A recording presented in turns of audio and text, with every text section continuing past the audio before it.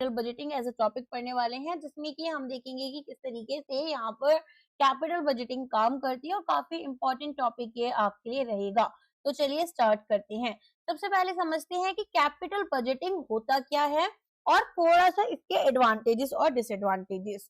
तो देखो, capital budgeting का मतलब है कि क्या हमें कोई पर्टिकुलर मान लो प्रोजेक्ट दिया है, तो इसमें इन्वेस्ट करना चाहिए। और इन्वेस्ट क्यों करना है हमें? आज हम एक बड़ा अमाउंट इन्वेस्ट कर रहे हैं ताकि हमें फ्यूचर में बेनिफिट्स मिले। तो should we go ahead with this thing और नॉट, ये हमें यहाँ पर कैपिटल बजटिंग के थ्रू पता चलता है। तो मान लो कोई एक कंपनी है जो कि कोई मशीन खरीदना चाहती है, या मान लो कोई यहाँ पर ऑर्गेनाइजेशन है जो कि अपने लिए एक नई सब्सिडरी, एक नया वेंचर, एक नया प्रोजेक्ट में इन्वेस्ट करना चाहती है, एक नया प्रोडक्ट लॉन्च करना चाहती है। तो ये सारी चीजें हम देखते हैं। तो ऐसा समझो कि एक कंपनी है जो कि कंसिडर कर रही है कि वो यहाँ पर एक मशीन परचेज करेगी, ठीक है। अब एक कंपनी को जब मशीन परचेज करना होगा, तो लेट अस कंसीडर वो मशीन आ रही है इनके लिए 10 लाख रुपीस की, ठीक है। 10 लाख रुपए की मशीन आ रही है, और अगर हम देखें एनुअलाइज्ड रिटर्न्स जो ये मशीन हमें देगी, वो यहाँ पर लेट अस कंसीडर 3 लाख रुपए की देगी। और मशीन की जो लाइफ टाइम है, वो यहाँ पर जो हमारे पास में सैल्वेज लाइफ होती है, एस्टिमेटेड यूजफुल लाइफ होती है, वो 5 साल है। 3 लाख रुपए ये एनुअली हमें दे रही है एज अ प्रॉफिट, और मशीन यहाँ पर आ रही है 10 लाख की। So should be buy it और नॉट? तो अब आप कहेंगे यस मैम, व्हाई नॉट। देखो, यहाँ पर हमारे पास में एक और टाइम वैल्यू ऑफ मनी का कॉन्सेप्ट लगता है, जिसमें कि हम टीवीएम में क्या देखते हैं कि present value future cash flows के क्या रहेंगे। तो यहाँ पर ये देखा जाता है कि क्या ये इन्वेस्टमेंट वर्थ इट है या नहीं है, और यही हमें किससे पता चलता है? अपना कैपिटल बजटिंग से। तो कैपिटल बजटिंग क्या है? प्रोसेस जिसमें हम इवैल्यूएट और सिलेक्ट करते हैं लॉन्ग टर्म इन्वेस्टमेंट्स को that are consistent with firms goal. क्या गोल है फर्म का? मैक्सिमाइज करना है शेयर होल्डर की वेल्थ को, इन्वॉल्व करना है committing substantial funds today in the anticipation of future benefits over an extended period. तो इंपॉर्टेंट क्यों है? यहाँ पर मोस्ट क्रिटिकल डिसीजंस जो लिए जाते हैं एज अ फाइनेंशियल मैनेजर, उसमें 3 इंटर रिलेटेड रीजंस होते हैं। हमें यहाँ पर एक तो ये देखना है कि ह्यूज इन्वेस्टमेंट है। फॉर एग्जाम्पल, अगर कोई 50 करोड़ का प्लान सेटअप है और हमने यहाँ पर मान लो कोई गलत डिसीजन ले लिया, तो 50 भी नहीं तो 40-30 करोड़ रुपए हमारे लॉस चला जाएगा, ह्यूज लॉस आएगा। सो यहाँ पर हमें डिसीजन लेना है। अब डिसीजन क्या हो सकता है?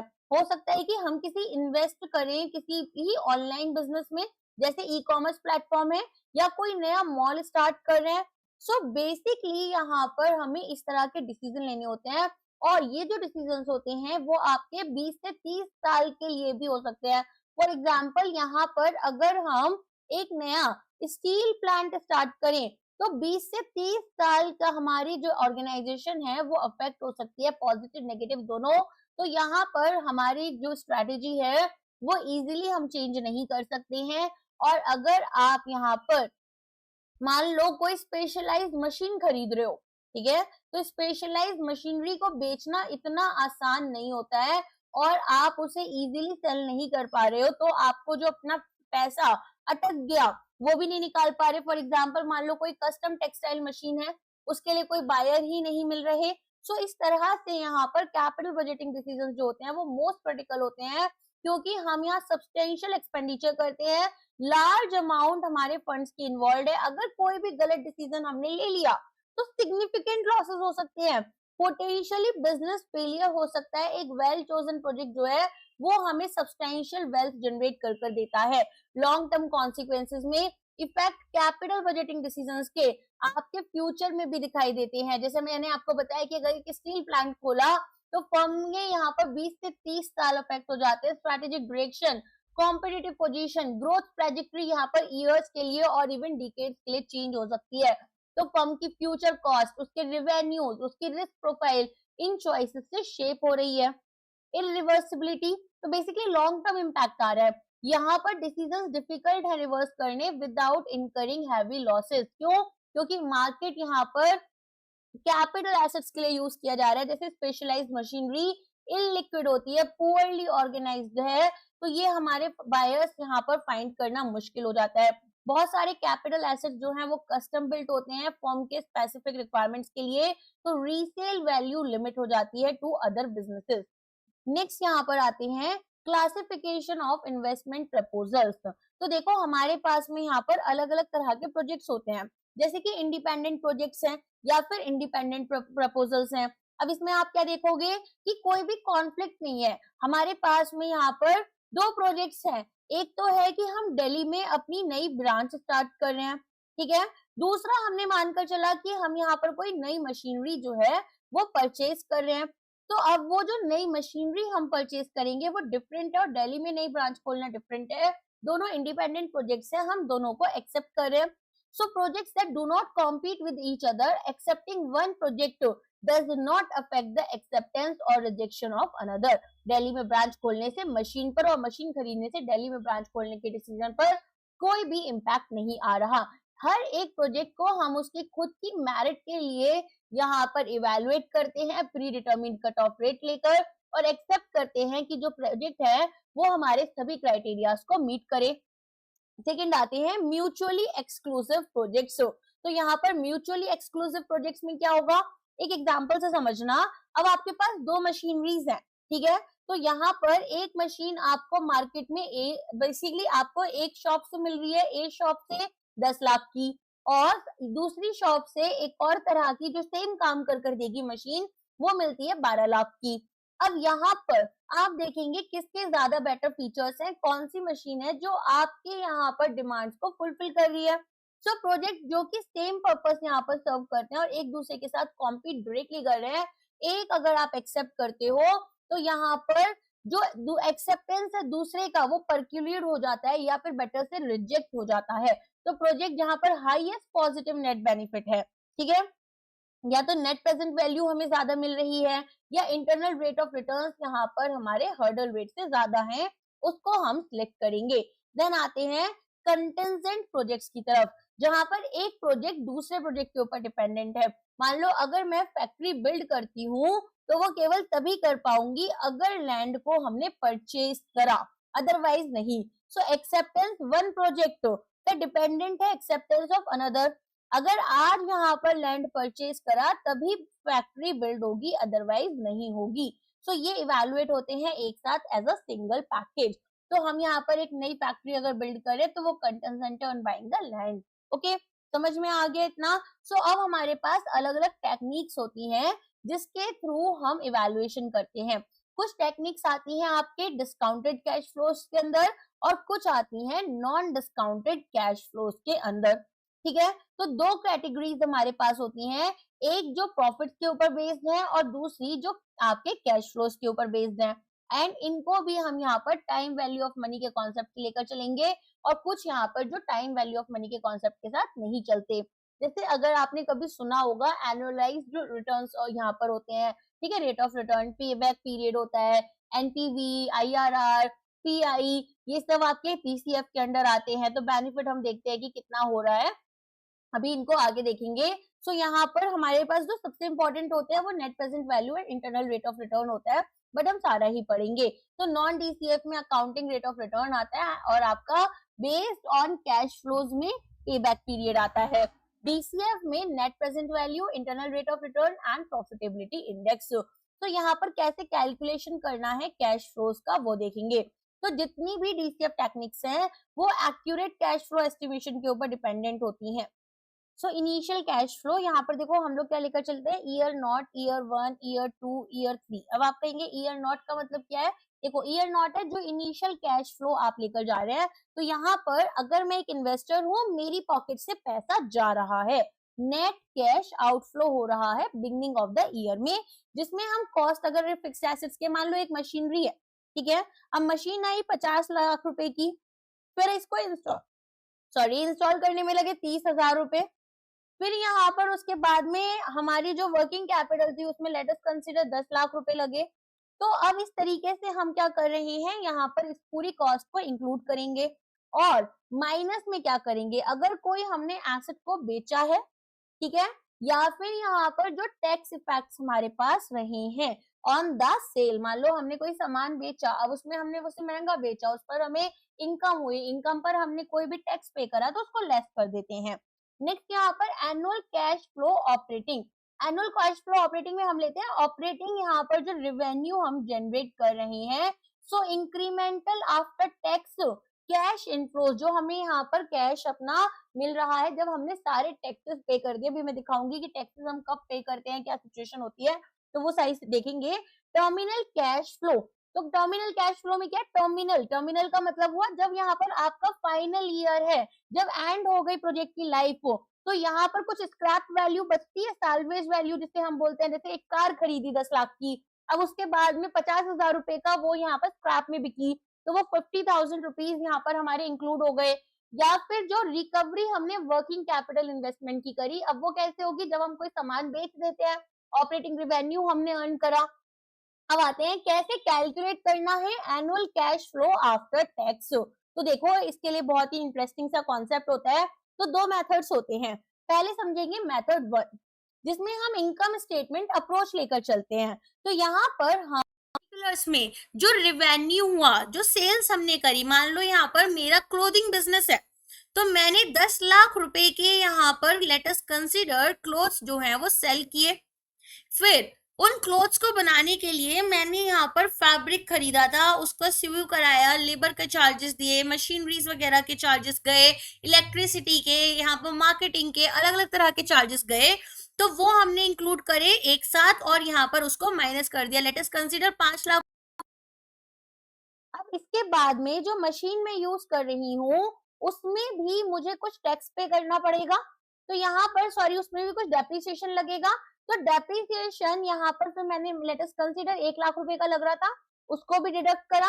एंड देन यहाँ पर हमारे पास प्रॉफिट बिफोर टैक्स आएगा और फिर हम उस पर टैक्स पे करेंगे। टैक्स पे करने के बाद जो फाइनल प्रॉफिट होगा, प्रॉफिट आफ्टर टैक्स, क्योंकि डेप्रिसिएशन क्या है, एक नॉन कैश एक्सपेंस है। डेप्रिसिएशन क्या है कि एक मशीन अगर 10 साल बाद खराब होगी तो वो यहाँ पर मैं एक साथ 10 साल के बाद में उसकी रिप्लेसमेंट कॉस्ट या जो नया एसेट खरीद रही हूँ वो नहीं लिखकर, हर साल ये मानकर कि वो कुछ परसेंट खराब हो जाती है, उसका पैसा यहाँ पर डिडक्ट करती जा रही हूँ, डेप्रिसिएशन में लिख रही हूँ।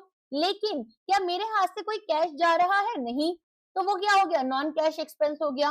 तो नॉन कैश एक्सपेंस होने की वजह से हम यहाँ पर इसको ऐड कर देते हैं। अब एक एग्जांपल से समझना, मान लो मेरी सेल हुई 50,000 रुपए की और सेल में जो मेरे यहाँ पर वर्किंग कैपिटल एक्सेट्रा एक्सेट्रा चीजें लगी, जो खर्चे हुए वो 20,000 के हुए, तो मेरा cash flow before paying taxes, cash flow before tax 30,000 rupees हुआ। अब इसमें जो मेरी मशीनरी थी उस पर 10,000 रुपए का डेप्रिसिएशन ऐड किया हमने, माइनस किया, फिर प्रॉफिट बिफोर टैक्स आ गया। इसके बाद में टैक्स मान लो हमने 30% पर पे करा, तो 20,000 रुपए मेरे प्रॉफिट बिफोर टैक्स थे, उसमें 6% मैंने यहाँ पर क्या निकाला, अपना टैक्स पे करा, जो कि यहाँ पर लेटेस्ट सॉरी 30%, जो कि यहाँ पर 6,000 रुपए हो गया। तो 6,000 रुपए मेरे टैक्स पे करने के बाद में 20,000 में से मेरे पास केवल 14,000 रुपए बचे। लेकिन डेप्रिसिएशन क्योंकि एक नॉन कैश एक्सपेंस था, मैंने उसे दोबारा ऐड कर दिया, तो यहाँ पर 10,000 रुपीज मैंने दोबारा से ऐड कर दिए और 24,000 रुपीज मेरे कैश फ्लो आफ्टर टैक्स आए। तो एक यहाँ पर कॉन्सेप्ट याद रखना, ठीक है। तो यहाँ पर हमारे पास में क्या होता है, हम सबसे पहले लेकर चलते हैं हमारा जो भी क्या होगा, अर्निंग्स हुई, ऑपरेटिंग रेवेन्यू। ऑपरेटिंग रेवेन्यू कैसे निकालते हैं, सेल्स माइनस एक्सपेंसेस। इसके बाद में जो भी इंटरेस्ट हमें पे करना है वो हम पे करते हैं। फिर जो डेप्रिसिएशन हमें पे करना है या फिर जो डेप्रिसिएशन हम चार्ज कर रहे हैं वो हम लेकर चलेंगे। डेप्रिसिएशन चार्ज करने के बाद में हम यहाँ पर टैक्सेस पे करते हैं। टैक्सेस पे करने के बाद जो बचा हुआ पैसा है वो हमारे पास क्या कहलाएगा, वो हमारे पास यहाँ पर रेवेन्यू के अंडर आएगा। और इसमें भी ये हो गया प्रॉफिट आफ्टर टैक्स, इसमें हम डेप्रिसिएशन को दोबारा ऐड कर देते हैं और तब हमारे पास में फाइनल अमाउंट आएगी। हो गया क्लियर कैसे निकालना है इसको। नेक्स्ट मेथड यहाँ पर शॉर्टकट फॉर्मूला, जिसमें कि आपको पहले तो यहाँ पर डेरिवेशन समझना होगा कि किस तरीके से हमने एक शॉर्टकट फॉर्मूला बनाया। तो सबसे पहले आप क्या लेकर चलेंगे, सबसे पहले यहाँ पर हम लेकर चलेंगे हमारा सी फैट। ठीक है। तो यहाँ पर कैश फ्लो आफ्टर यहाँ पर आपका टैक्स, जिसमें कि cash flow before tax into 1 minus T, कि हमने अगर टैक्स यहाँ पर पे करा और फिर जो डेप्रिसिएशन था वो हमने यहाँ पर टैक्स के साथ में मल्टीप्लाई किया, तो CFBT इंटू 1 माइनस टी हमें एक आफ्टर टैक्स पोर्शन बताता है कैश फ्लो का बिफोर डेप्रिसिएशन। इसके बाद में डेप्रिसिएशन इंटू टी में एक टैक्स शील्ड हम लेकर चलते हैं जो कि यहाँ पर डेप्रिसिएशन प्रोवाइड करता है। और क्या होता है देखो, जैसे हमने पहले इंटरेस्ट का जो खर्चा था वो पे करा, फिर हमने डेप्रिसिएशन का खर्चा यहाँ पर हटा दिया, तब कहीं जाकर हमने अपने रेवेन्यू के ऊपर टैक्स पे करा, तो हमें ओवरऑल कम टैक्स पे करना पड़ा। पहले मानकर चलो कि यहाँ पर जो टैक्स हम पे कर रहे थे, अदरवाइज तो 30,000 रुपए पर हम कितना करते, 6% का, तो हमें कितना पे करना पड़ता यहाँ पर, हमें यहाँ पर 30,000 के ऊपर 30% का हमें अगर टैक्स पे करना होता तो 9,000 रुपए का हमारा टैक्स जाता। लेकिन डेप्रिसिएशन माइनस करने की वजह से अब केवल 6,000 दिखा रहे हैं, तो टैक्स सेव हो गया 3,000 रुपए का। सो डेप्रिसिएशन यहाँ पर एक टैक्स शील्ड हमें दे रही है, अब हमें कम टैक्स पे करना पड़ेगा। तो इंटरेस्ट, डेप्रिसिएशन, टैक्स डिडक्टिबल होते हैं। तो यहाँ पर एक एग्जांपल है कि कैश फ्लो बिफोर टैक्स अगर इतना है, डेप्रिसिएशन इतना है और टैक्स रेट कितना है 30%, तो कैसे निकालोगे कैश फ्लो आफ्टर टैक्स, यहाँ पर वैल्यूज को पुट कर दोगे। नेक्स्ट यहाँ पर treatment of working capital in cash flows. तो वर्किंग कैपिटल एक क्रूशियल कंपोनेंट है जो कि यूजुअली हम मिसअंडरस्टैंड कर लेते हैं। तो यहाँ पर सबसे पहले इनिशियल इन्वेस्टमेंट, देखो इसको भी थोड़ा समझना। जो मैंने इनिशियल इन्वेस्टमेंट करी, लेट अस कंसीडर 50,000 रुपए का मैंने यहाँ पर वर्किंग कैपिटल के लिए पैसा दिया, तो एज एन इन्वेस्टर मेरी पॉकेट से पैसा गया। बाद में मुझे यहाँ पर वर्किंग कैपिटल जो था वो 70,000 रुपए हो गया, मीनिंग कि 20,000 रुपए और ऐड करना पड़ा, तो 20,000 रुपीज और माइनस करे मैंने। अब इसके बाद में मुझे रेवेन्यू जनरेट होने लग गया और मेरे वर्किंग कैपिटल में, वर्किंग कैपिटल क्या है कि आपने कैश पे कर कर यहाँ पर कैश रिसीव कर लिया।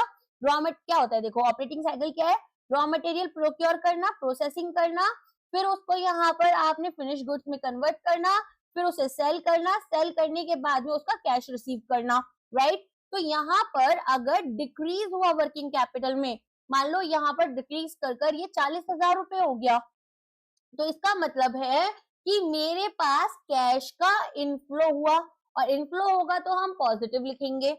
फिर टर्मिनल ईयर, हमारा जो फाइनल ईयर है, उसमें हम देखते हैं कि कितना हमने वर्किंग कैपिटल अभी तक यहाँ पर और अपना रिसीव कर लिया है। तो ये जो एंटायर WC होता है इनिशियली जो हमने इन्वेस्ट किया, ये फुल्ली रिकवर हो जाता है और कैश इनफ्लो कहलाता है। एक एग्जांपल से समझो, मान लो पहला यहाँ पर जो इनिशियल इन्वेस्टमेंट था वो 25,000 रुपीज का था, मैंने माइनस में लिखा, फिर 25,000 से इसमें इंक्रीमेंट हो गया 20,000 का, वर्किंग कैपिटल बढ़ गया। जब इंक्रीज होता है वर्किंग कैपिटल तो यहाँ पर मेरी पॉकेट से और ज्यादा पैसा जा रहा है, आउटफ्लो होगा। फिर यहाँ पर ये 45,000 का 45,000 ही रहा, ना इंक्रीमेंट हुआ ना डिक्रीमेंट हुआ, जीरो रहा। इसके बाद में 45,000 से डिक्रीज होकर केवल 5,000 रह गया, मतलब 40,000 रुपए जो है वो यहाँ पर मेरे पास कैश में रिसीव हुए होंगे, तो प्लस 40 के हो गया। इसके बाद में ये जो वर्किंग कैपिटल था ये हमारा जीरो हो गया, मतलब यहाँ पर मेरे पास में 5,000 रुपए और एक्स्ट्रा ऐड हुए। सो 40 प्लस 5 कितना हो गया, 45 हो गया, जो कि मेरे को फाइनल ईयर में रिकवर किया। और इनिशियल इन्वेस्टमेंट कितनी है, 25 प्लस 20,000, इतना मेरा कैश आउटफ्लो था, तो 45 इज इक्वल टू 45 ईयर। समझ में आ गया। तो इस तरीके से हम यहाँ पर क्या निकाल रहे हैं, हमारा वर्किंग कैपिटल किस तरह हमें ट्रीट करना है कैश फ्लो में। आगे समझ में, चलो नेक्स्ट पार्ट पर आते हैं। अब यहाँ पर आपका कॉन्सेप्ट आता है non discounted cash flow methods, पे बैक पीरियड। पे बैक पीरियड में हम क्या करते हैं, लेंथ ऑफ टाइम निकालते हैं कि कितना इनिशियल इन्वेस्टमेंट हमें रिकवर करना है प्रोजेक्ट के कैश इनफ्लो से। मतलब मानकर चलो एक साल में मैंने 10,000 रुपए इन्वेस्ट करे, फिर मुझे उस प्रोजेक्ट से पहले साल में 2,000 रुपए मिले, दूसरे साल में मुझे यहाँ पर 3,000 रुपए मिले, तीसरे साल में मुझे 5,000 रुपए मिले, तो टोटल कितना अर्न करा मैंने, 10,000 रुपीज अर्न कर लिया। सो एक यहाँ पर जो इन्वेस्टमेंट मैंने की थी इनिशियल, वो अब किसके बराबर हो गई, जो इनफ्लो है कैश आउटफ्लो मेरा कैश इनफ्लो के बराबर हो गया। सो आप देखेंगे कि जो प्रोजेक्ट है जिसमें कि शॉर्टेस्ट पे बैक पीरियड होगा उसे हम कंसीडर करते हैं। मतलब ये देखो, अभी ये 10,000 रुपए लगाए, 3 साल में ये वापस आ गए। अब मैं इसको आसानी से कहीं और री इन्वेस्ट करूंगी और वहां से रिटर्न्स लूंगी। तो मैं उस प्रोजेक्ट को चूज करना चाहती हूँ जहां से जल्द मेरा पैसा मुझे वापस मिल जाए, राइट। तो यहाँ पर हम उस प्रोजेक्ट को चूज करते हैं जिसमें शॉर्टेस्ट पे बैक पीरियड होता है, स्पेशली अगर म्यूचुअली एक्सक्लूसिव प्रोजेक्ट्स हैं। मान लो एक प्रोजेक्ट ए और एक प्रोजेक्ट बी है, यहाँ पर अगर 10,000 रुपए लगाए तो 3 साल में मिलेंगे, यहाँ पर 2 साल में। तो मैं फिर 2 साल जहां पर कम पे बैक पीरियड है, जहां पर मेरा पैसा मुझे जल्द से जल्द वापस मिल जाएगा, उसमें इन्वेस्ट करना चाहूंगी। समझ में आ गया। सो यहाँ पर अगर इंडिपेंडेंट प्रोजेक्ट्स हैं तो हम देखते हैं कि अगर पे बैक जो है वो आपका प्री डिटर्मिन्ड मैक्सिमम से कम है या नहीं। फॉर एग्जाम्पल मैं चाहती हूँ कि भाई 10,000 रुपए मुझे मैक्स टू मैक्स 3 साल के अंदर मिल जाए, और अगर ये मुझे 2 साल 3 साल तक मिल रहे हैं तो ठीक है। अगर ये 4 साल में मिल रहे हैं तो मैं इस प्रोजेक्ट में इन्वेस्ट नहीं करूंगी। सो यहाँ पर हम पे बैक पीरियड में क्या करते हैं, इनिशियल इन्वेस्टमेंट और annual cash flow after tax हमारा ऐड कर देखते हैं कि कितना पैसा हमें कब तक मिल पा रहा है वापस। समझ में आ गया कैसे इसको निकालना है। तो मानकर चलो हमारे पास में एक इसका एग्जांपल लेते हैं कि इन्वेस्टमेंट हमने करी, लेट अस कंसीडर 5 लाख रुपए की, ठीक है। और जो एनुअल सीएफएटी मुझे मिल रहा है वो 1,25,000 का मिल रहा है। अब यहाँ पर हम क्या करेंगे, हम देखेंगे पे बैक पीरियड कितना है। तो कैसे निकालोगे पे बैक पीरियड, आपके पास में इनिशियल इन्वेस्टमेंट अपॉन आपका एनुअल सीएफएटी, ठीक है। तो कितना आंसर आना चाहिए, ये आपका 4 इयर्स आंसर आ जाएगा। एक तो ये फॉर्मूला है।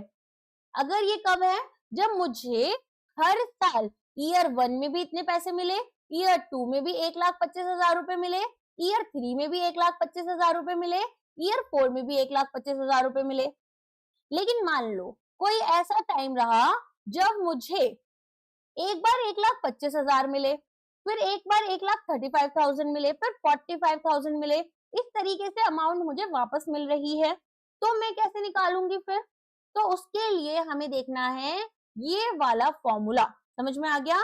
एक तो है कि भाई हर साल मुझे इक्वल इन्वेस्टमेंट, यहाँ पर जो एनुअल कैश फ्लो मिल रहा है, जैसे 2,000 रुपए हर साल मिल रहे हैं, तो मुझे 2 साल के 2,000 रुपए के हिसाब से निकालना है। अगर मुझे किसी साल 2,000, किसी साल 2,500, किसी साल अगेन यहाँ पर 5,000 रुपीज वापस मिल रहे हैं, then what I am going to do, then यहाँ पर हमें ये वाला फॉर्मूला यूज करना है। अब इस फॉर्मूले के लिए भी थोड़ा एग्जांपल से समझते हैं कि किस तरीके से इसको निकालना होगा। तो देखो, इसके लिए मैं आप लोगों को एक अलग से एग्जांपल देती हूँ। मानकर चलो कि हमारे पास में पहले साल में 3 लाख रुपए मैंने इन्वेस्ट करे, फिर फर्स्ट ईयर 6 लाख रुपए मिले, दूसरे साल में 80,000, तीसरे साल में 1 लाख और चौथे साल में 90,000, ठीक है। तो मैंने क्या करना है, क्यूमुलेटिव कैश फ्लो निकालना है। क्यूमुलेटिव में कैसे, 3 लाख माइनस 60,000 प्लस, तो 2,40,000, फिर 80,000 रुपए, ये यहाँ पर माइनस है, माइनस 3 लाख प्लस 60,000, तो यहाँ पर ये 2,40,000 माइनस का रह गया। फिर 2,40,000 माइनस में से मुझे 80,000 फिर से ऐड करने हैं, तो ये मेरे पास 1,60,000 रह गया। फिर उसके बाद में 1 लाख रुपए मुझे फिर से यहाँ पर ऐड करने हैं, तो 60,000 रुपए बचे। फिर मुझे 90,000 रुपए जो है मिल गए। अब देखो यहाँ पर आता है आपका मेन पार्ट।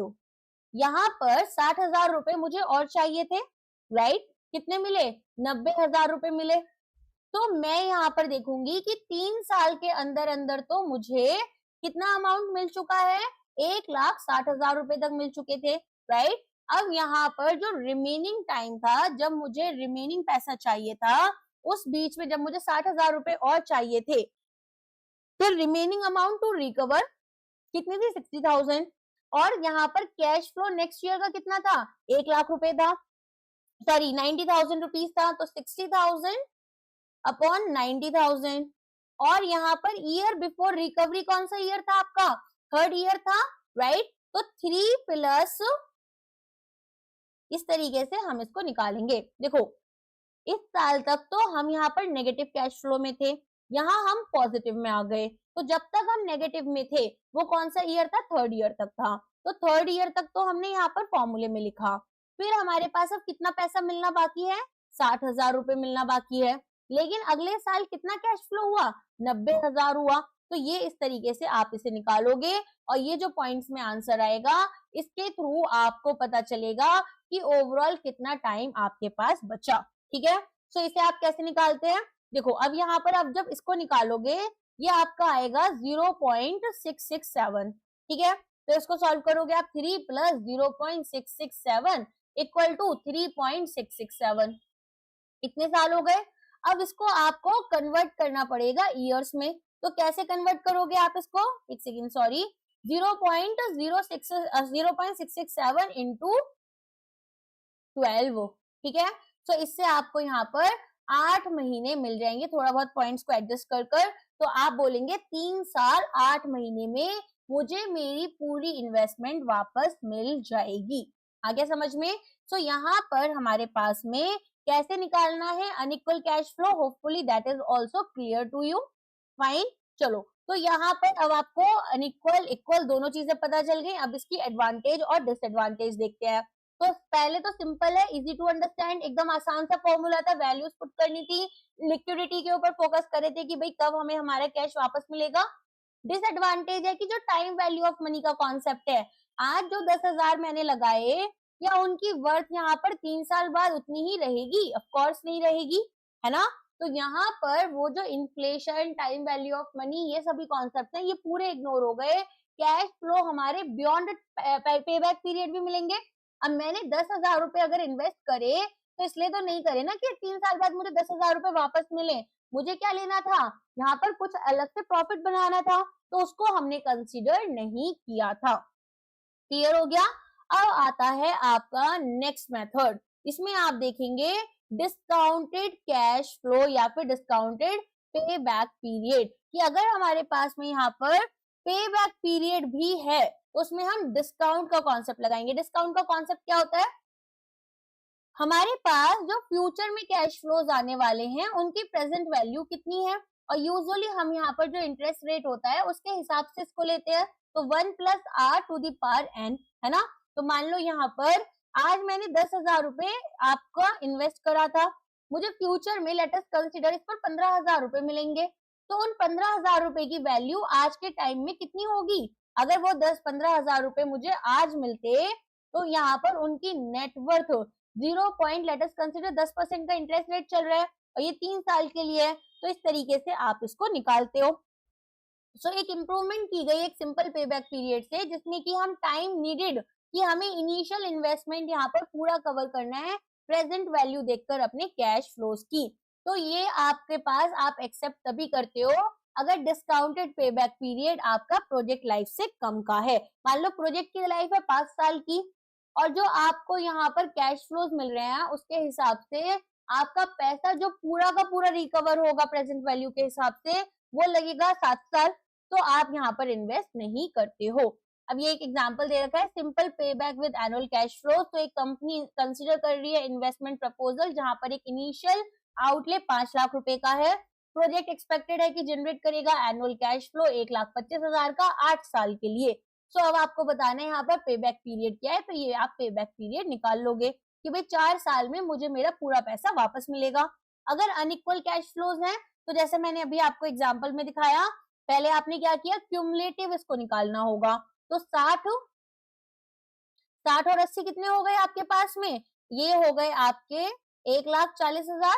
ठीक है, फिर यहाँ पर आपने क्या देखा, आपने देखा कि 1 लाख रुपए और मिल रहे हैं तो 2,40,000 हो गए। अब कितने बचे, 60,000 बचे, लेकिन कितने मिल रहे हैं, 90,000 मिल रहे हैं। तो ऐसी सिचुएशन में आपने पहले ये 3 साल लिए, 3 प्लस 60,000 रुपीज आपको मिल रहे हैं और यहाँ पर सॉरी मिलने चाहिए और 90,000 आपको मिल रहे हैं। इसको रेशियो को आप निकालोगे इंटू 12 कर मंथ निकाल लोगे कि कितना टाइम आपको लगेगा। आगे समझ में। चलो नेक्स्ट यहाँ पर पे बैक विद स्क्रैप वैल्यू। अगर आपको यहाँ पर पे बैक निकालना है स्क्रैप वैल्यू के साथ में तो वो आप कैसे निकालोगे। अभी तो आपने 2 सिंपल से मेथड समझे थे। अब तीसरे मेथड में हम यहाँ पर डेप्रिसिएशन वाला कॉन्सेप्ट लेकर चलते हैं। स्ट्रेट लाइन डेप्रिसिएशन मेथड याद है कैसे निकालते थे? सो हमारा जो कॉस्ट है एसेट का minus scrap value upon useful life. तो मान लो कि हमने कार खरीदी 10 लाख की और स्क्रैप वैल्यू थी उसकी, लेट अस कंसीडर 2 लाख रुपए, और यहाँ पर उसके पास में जो टाइम था वो था 10 साल का। तो अब आप इसको कैसे निकालेंगे? 8 लाख अपॉन 10, राइट? तो यहाँ पर इसके थ्रू आपको हर साल के लिए डेप्रिसिएशन अमाउंट कितना मिलेगा?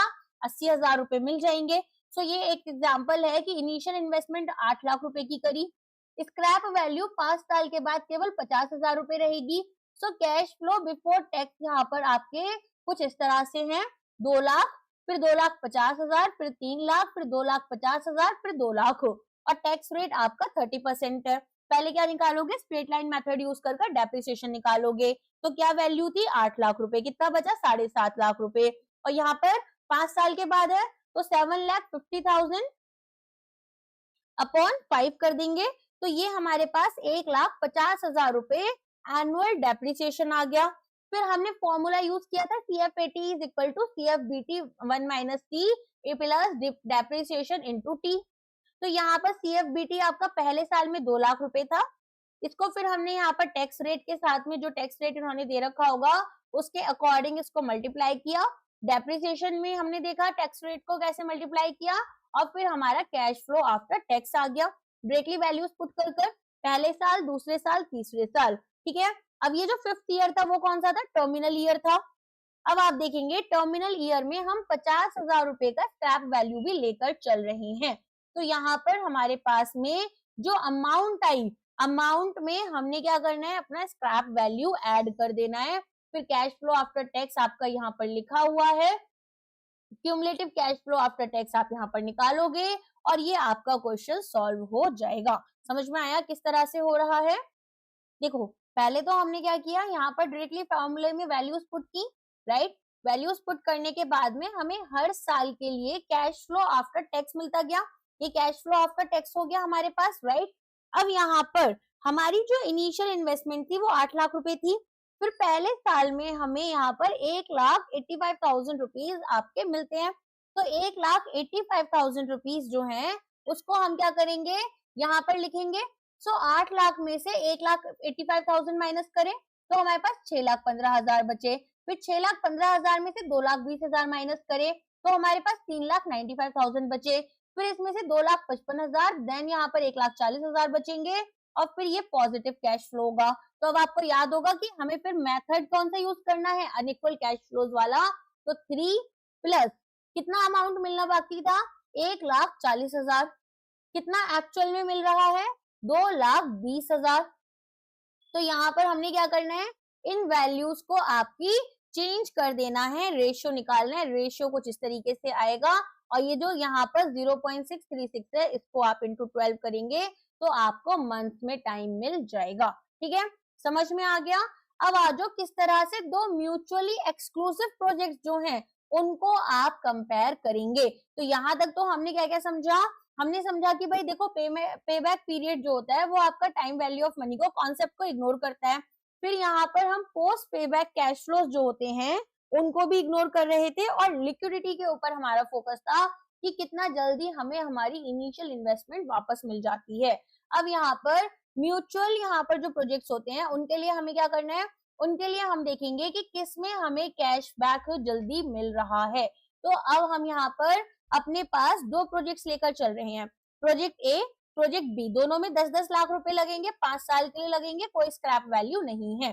प्रोजेक्ट ए हमें यहाँ पर कैश फ्लो देता है हर साल 3 लाख रुपए का। ठीक है, तो जब 3 लाख रुपए हर साल मिल रहे हैं, सिंपली हमने कितना इन्वेस्ट करा है? 10 लाख रुपए इन्वेस्ट करा है, और हमें यहाँ पर कितना अमाउंट मिल रहा है? हर साल 3 लाख रुपए यहाँ पर मिल रहे हैं। सो मैंने क्या निकालना है? मैंने इक्वल कैश फ्लो के फॉर्मूले से यहाँ पर टाइम पीरियड निकालना है, तो ये आएगा 3.33 ईयर्स। ये कैश फ्लोज मेरे कैसे हैं? ये हैं अनइक्वल। अब अनइक्वल में हम क्या करेंगे? 10 लाख यहाँ पर हमारे पास में अगर आउटफ्लो हुआ जिसे हमने माइनस में लिखा, उसमें फिर 4 लाख रुपए हमने क्या किया? अपना ऐड कर दिया, तो 6 लाख रुपए बचे। फिर 3,50,000 रुपए और माइनस हो गए, तो हमारे पास 2,50,000 बचे, फिर 2,50,000 भी मिल गए ईयर 3 में। तो 3 साल हमारे दूसरे प्रोजेक्ट का कैश फ्लो रहा और यहाँ पर हमारे पास में 3.33। तो जो भी यहाँ पर शॉर्टर ड्यूरेशन वाला प्रोजेक्ट होता है उसको हम सिलेक्ट करते हैं। तो क्योंकि प्रोजेक्ट बी में शॉर्टर पेबैक पीरियड है, हम इसको सिलेक्ट करेंगे। ओके, पेन पेपर लेकर बैठना, क्वेश्चन को सॉल्व कर कर देखना, तो आपको आसानी से ये हो जाएगा। ये यहाँ पर आपके पूरे फॉर्मूला हैं जो हमने अभी तक कवर करे हैं। अब डिस्काउंटेड कैश फ्लो मेथड्स पर आ जाते हैं। तो डिस्काउंटेड कैश फ्लो मेथड्स में हम नेट प्रेजेंट वैल्यू को यूज करेंगे। अब यहाँ पर नेट प्रेजेंट वैल्यू क्या होती है, कोर आइडिया समझना पहले। आज जो मुझे यहाँ पर, ठीक है, आज जो मैंने इन्वेस्टमेंट करी है उसमें फ्यूचर में कुछ कैश फ्लोज मिलेंगे। उन फ्यूचर में मिलने वाले कैश फ्लोज की मेरे लिए आज कितनी वैल्यू है। जो मान लो यहाँ पर एक पहले ना कॉन्सेप्ट समझो टाइम वैल्यू ऑफ मनी का, बहुत सिंपल सा। पहले आप लोग मैगी खाते थे, कभी मैगी अगर जो लोग खाते हैं ये उनके लिए है सबसे पहले। तो पहले मैगी का जो पैकेट 20 रुपीज में आता था, वही सेम पैकेट आज के टाइम में अगर आप लेने जाएंगे तो माइट भी 40 रुपीज का आएगा। या फिर अगर डेयरी मिल्क की चॉकलेट देखें तो पहले हमें 5 रुपए में जो चॉकलेट मिलती थी वो आज के टाइम में 10 रुपए में मिलती है। ठीक है, पहले अगर आपको एक टॉफी, राइट, मान लो 5 रुपए की मिली, तो अब आपको वही सेम टॉफी 7 रुपए 8 रुपए कुछ इस तरह से मिलेगी। सो बेसिकली जो नेटवर्थ है हमारे रुपये की वो कम होती जा रही होती है, तो वो फ्यूचर में उसकी नेटवर्थ कम हो गई। अब इसमें दो कॉन्सेप्ट लगते हैं। पहला कॉन्सेप्ट ये कि अगर मान लो आज मेरे पास 10,000 रुपए हैं और मैंने इसे कहीं इन्वेस्ट करा, तो शायद मैं उस पर 1,000 रुपए और अर्न कर 11,000 रुपए बना लूंगी। लेकिन अगर मैं उसे कहीं इन्वेस्ट नहीं करती हूँ तो इन्फ्लेशन की वजह से एक तो वैल्यू डाउन होगी, राइट। दूसरा यहाँ पर जो हमारे पास में 1,000 रुपए कमाने का मौका था वो भी हम गवा रहे हैं। तो टाइम वैल्यू ऑफ मनी इस तरह के कॉन्सेप्ट पर चलती है। अब हमारे पास में net present value gold standard माना जाता है कैपिटल बजटिंग का, जिसमें हम प्रेजेंट वैल्यू जो फ्यूचर में कैश फ्लोज मिलने वाले हैं, मान लो एक प्रोजेक्ट मुझे हर साल 5 लाख रुपए देगा, ठीक है, आज से 3 साल बाद तक ये मुझे पहला साल, दूसरा साल, तीसरा साल कितना कितना अमाउंट दे रहा है, लेट अस कंसीडर 5-5 लाख रुपए दे रहा है। तो मैं वो 15 लाख नहीं लिखूंगी, मैं देखूंगी हर साल कितना डिस्काउंट रेट मुझे लगाना है और फिर प्रेजेंट वैल्यू जो कैश आउटफ्लो मेरे पास से आज हुए। आज मेरे पास से 20 लाख रुपए गए, तब कहीं जाकर मुझे 15 लाख रुपए मिल रहे हैं, उसमें भी उसकी नेटवर्थ कम हो गई, तो मैं क्यों इन्वेस्ट करूं ऐसे प्रोजेक्ट में। सो यहाँ पर अगर हमें नेट प्रेजेंट वैल्यू निकालनी है तो उसके लिए हमें एक सिंपल सा फॉर्मूला यूज करना होता है। फॉर्मूला क्या रहता है आपके पास में, आप यहाँ पर देखते हैं कि भाई फ्यूचर में होने वाले कैश फ्लोज जो हैं, ठीक है, फ्यूचर में होने वाले कैश फ्लोज अपॉन 1 प्लस यहाँ पर आपके पास एक डिस्काउंट रेट होगा जिसको आप लेकर चलेंगे। तो लेट अस कंसीडर अगर 10% का डिस्काउंट रेट है, फिर आप लेकर चलते हैं ईयर, तो यहाँ पर एन, जैसे एक एग्जांपल से देती हूँ मैं आपको, बॉन्ड से समझते हैं, ठीक है। तो मान लो किसी बॉन्ड में मैंने इन्वेस्ट करा आज, वो बॉन्ड मुझे 8% का इंटरेस्ट रेट देता है और यहाँ पर जो हमारे पास में डिस्काउंट रेट चल रहा है, लेट अस कंसीडर वो यहाँ पर 10% का चल रहा है। तो बॉन्ड है तो बॉन्ड मेरे को केवल कूपन पे करेगा पहले उसमें, तो 5 साल के लिए मान लो हमारे पास year 1, year 2, year 3, year 4, year 5। पहले साल में मुझे 8 रुपए मिले, उस 8 रुपए के लिए मैं 0.10 टू दी पावर 1 लेकर चलूंगी। दूसरे साल में जब मुझे ये 8 रुपए मिलेंगे तो ये यहाँ पर टू दी पावर 2। तीसरे साल में 8 1 प्लस डिस्काउंट रेट सेम है टू दी पावर 3, ठीक है। कौन सा साल है, तीसरा साल है, तो n यहाँ पर 3 हो गया इक्वल टू। फिर चौथे साल में 8 रुपए मिलेंगे, 1 प्लस 0.10 टू दी पावर 4। और जो पांचवा साल है, पांचवे साल में मुझे क्या मिल रहा है, साथ में मुझे यहाँ पर प्रिंसिपल भी मिलेगा। मान लो प्रिंसिपल 100 रुपए का ही था, तो यहाँ पर ये मेरे पास में टू दी पावर 5। समझ में आ गया। तो इस तरीके से हम निकालते हैं हमारे फ्यूचर के कैश फ्लोज की प्रेजेंट वैल्यू। इसमें हम यहाँ पर माइनस करते हैं, इसमें हम यहाँ पर जो समेशन है, अलग अलग ईयर्स का जो समेशन था, उसमें हम माइनस करेंगे हमारी इनिशियल इन्वेस्टमेंट। अब हम यहाँ पर देखेंगे कि क्या मेरी नेट प्रेजेंट वैल्यू पॉजिटिव है, 0 है या नेगेटिव है। अगर मेरी नेट प्रेजेंट वैल्यू पॉजिटिव है, इसका मतलब मुझे रिटर्न्स मिल रहे हैं, पॉजिटिव प्रॉफिट्स मिल रहे हैं, मैं इन्वेस्ट करूंगी। अगर जीरो है तो भी शायद मैं यहाँ पर इसमें इन्वेस्ट कर दूं, लेकिन अगर नेगेटिव है, लॉस हो रहा है, तो मैंने क्यों ही इन्वेस्ट करना है। तो इसी तरीके से हम नेट प्रेजेंट वैल्यू को यूज कर रहे होते हैं। तो ये जो के है, ये क्या है, cost of capital. Cost of capital क्या होती है, मान लो आपने एक बैंक से लोन लिया, तो जब आपने बैंक से लोन लिया, आपने कैपिटल रेज करा डेट के फॉर्म में, जिसमें आप इंटरेस्ट पे करोगे। तो ये जो इंटरेस्ट आप दे रहे हो, ये आपके लिए कॉस्ट ऑफ कैपिटल हो गई। अगर आपने शेयर्स यहाँ पर अपनी कंपनी के इशू करे, तो शेयर होल्डर्स को आप डिविडेंड पे करते हो, वो डिविडेंड यहाँ पर कॉस्ट ऑफ कैपिटल हो गई। इसी को हम डिस्काउंट रेट लेकर चलते हैं। तो वो जो 18 प्लस यहाँ पर 0.10 मैं लेकर चल रही थी, 0.10 या 10% जो है, ये मेरा cost of capital discount rate, कुछ भी आप लेकर चलोगे। तो डिसीजन क्राइटेरिया क्या है, अगर कोई इंडिपेंडेंट प्रोजेक्ट है, तो हम ये देखते हैं कि उसकी नेट प्रेजेंट वैल्यू जीरो या उससे ज्यादा होनी चाहिए। और अगर म्यूचुअली एक्सक्लूसिव प्रोजेक्ट्स है, ए या बी में से चूज करना है, तो जिसका भी नेट प्रेजेंट वैल्यू ज्यादा होगा उसको मैं चूज करूंगी। मान लो ए का ज्यादा है, तो ए को ही मैं यहाँ पर चूज करूंगी। तो कंसिडर करते हैं टाइम वैल्यू ऑफ मनी, जितने भी कैश फ्लोज यहाँ पर over the entire project life आएंगे, डायरेक्टली मेजर करेंगे कितना इंक्रीज हुआ है हमारे इसके अंदर, ठीक है। तो जो हमें इन्वेस्टमेंट हमने की है उसमें कितना इंक्रीमेंट हुआ है शेयर होल्डर की वेल्थ में, और ये गोल हमारा फाइनेंशियल मैनेजमेंट का कंसिस्टेंट होना चाहिए। अब आ जाओ, प्रॉब्लम हमारे पास क्या क्या है। सो बेसिक एनपीवी विद आपका कैश फ्लोज। तो देखो, तो यहाँ पर आपको बोला हुआ है कि एक कंपनी है, कंसिडर करिए इन्वेस्टमेंट 10 लाख रुपए का एक प्रोजेक्ट में, प्रोजेक्ट यहाँ पर जनरेट करेगा एनुअल कैश इनफ्लो 2,50,000 रुपए के 6 साल के लिए। कंपनी की जो कॉस्ट ऑफ कैपिटल है वो 12% है। आपको नेट प्रेजेंट वैल्यू यहाँ पर कैलकुलेट करनी और एडवाइस करना है कि क्या ये प्रोजेक्ट हमें एक्सेप्ट करना चाहिए।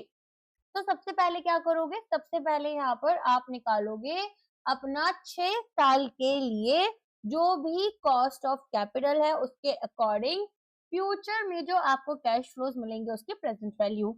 अब या तो आप इस फॉर्मूले को डायरेक्टली याद कर लो और इसमें वैल्यूज पुट कर दो, या फिर आप क्या कर सकते हो, जैसे अब आप लोग को 2,50,000 रुपए हर साल मिलेंगे, तो इसको 1 प्लस यहाँ पर 0.12 पहला साल, फिर दूसरे साल के लिए 2 इयर्स, फिर तीसरे साल के लिए 3, 4, 5, 6, which is going to be a lengthy calculation, वैसा कर सकते हो।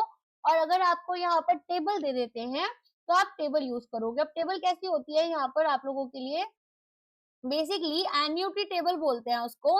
सो उसमें आपको इस तरीके से नंबर्स दे रखे होंगे, यहाँ पर आपको परसेंटेज दे रखी होगी, यहाँ पर आपको ईयर्स दे रखे होंगे, और आपको क्या करना है, जैसे मान लो first, second, third, fourth, fifth तो सिक्स ईयर, ठीक है। सिक्स ईयर में फिर आप देखोगे 12% में क्या आ रहा है, उसको मल्टीप्लाई कर दोगे। अब वो डिपेंड करेगा कि आपको क्या दे रखा है, वैसे तो आपको एन्युटी टेबल देना मुश्किल है, तो अगर पीवीआईएफ फैक्टर आपको डायरेक्टली दे रखा है, वैल्यूज पुट कर देना। अगर नहीं दे रखा है तो इस तरीके से इस फॉर्मूले में वैल्यू पुट कर सकते हो।